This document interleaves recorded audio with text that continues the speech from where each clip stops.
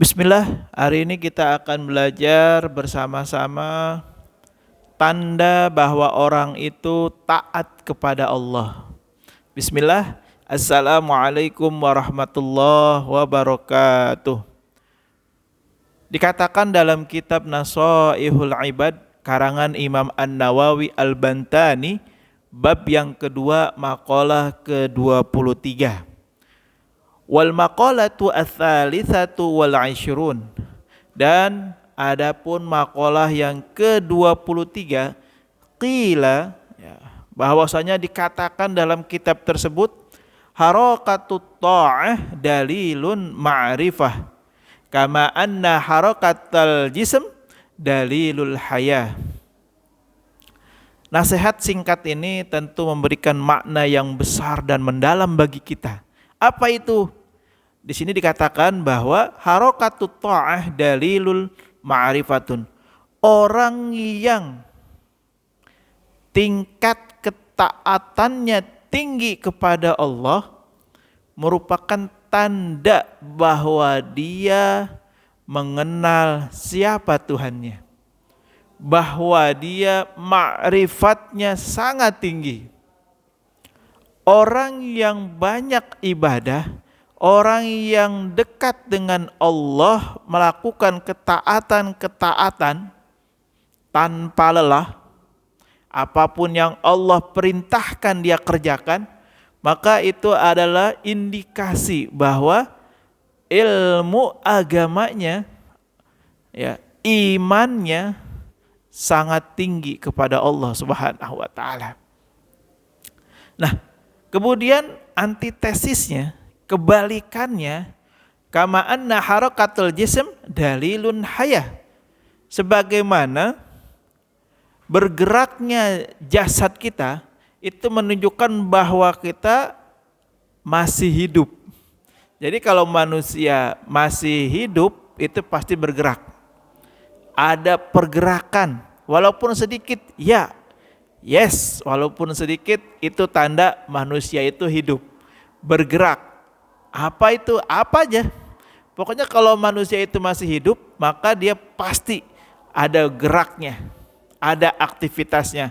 Nah, keterangan ini, ya, menjadikan sebuah pelajaran yang mana ketika kita ingin membuktikan apakah diri kita itu dekat kepada Allah dengan ketaatan kepada Allah atau tidak.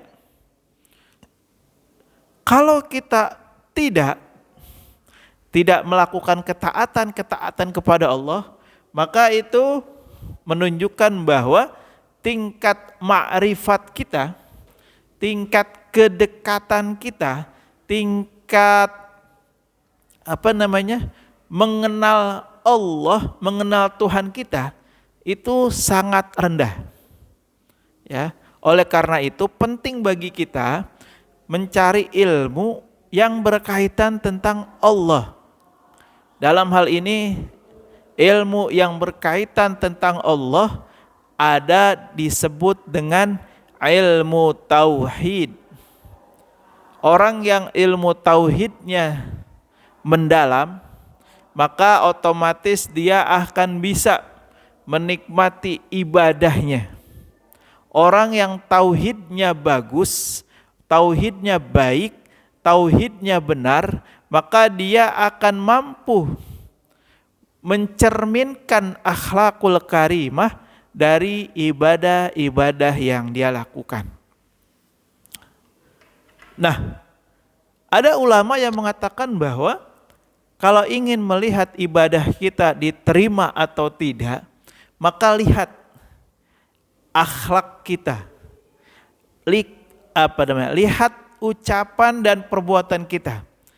Bagaimana kita interaksi sosial, bagaimana kita bermuamalah kepada sesama manusia. Kalau muamalahnya baik, akhlaknya baik, maka itu salah satu indikator bahwa ibadah kita juga baik. Ibadah kita juga tinggi di sisi Allah Subhanahu wa taala.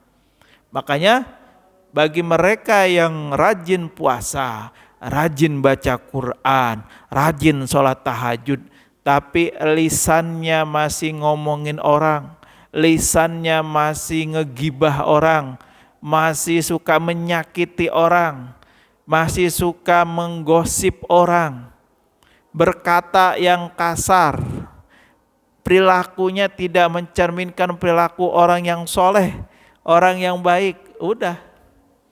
Itu ibadah seperti uap.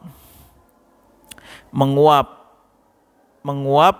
lama-lama hilang. Sayang ya, kalau seperti itu sayang, mubazir. Oleh karena itu, setelah kita tahu, mari kita selalu tingkatkan kedekatan kita kepada Allah, kemudian buktikan dengan perilaku akhlak yang baik. Apa namanya? Pancarkan dari diri kita bahwa kita ini orang baik. Pancarkan dari diri kita bahwa kita itu betul-betul mencontohkan apa yang Rasulullah contohkan. Mencontohkan, mengerjakan apa yang Rasulullah pernah kerjakan. Rasulullah itu kalau berbicara lemah lembut. Tidak pernah sambil teriak-teriak. Rasulullah itu kalau marah cuman satu sebabnya. Apa? Ketika agama Allah dilecehkan. Rasulullah marah. Tapi ketika Rasulullah dihina dirinya, dihina fisiknya, dihina keluarganya, itu Rasulullah itu enggak marah. Kenapa? Gampang. Itu bukan urusan akhirat. Jadi Rasulullah itu hanya marah ketika itu menyangkut keimanan, menyangkut keislaman yang memang orang-orang itu melecehkan Islam. Maka disitulah Rasulullah marah. Tapi di luar itu, yang menyangkut pribadi, menyangkut keluarganya, menyangkut sahabatnya, itu Rasulullah itu enggak pakai marah.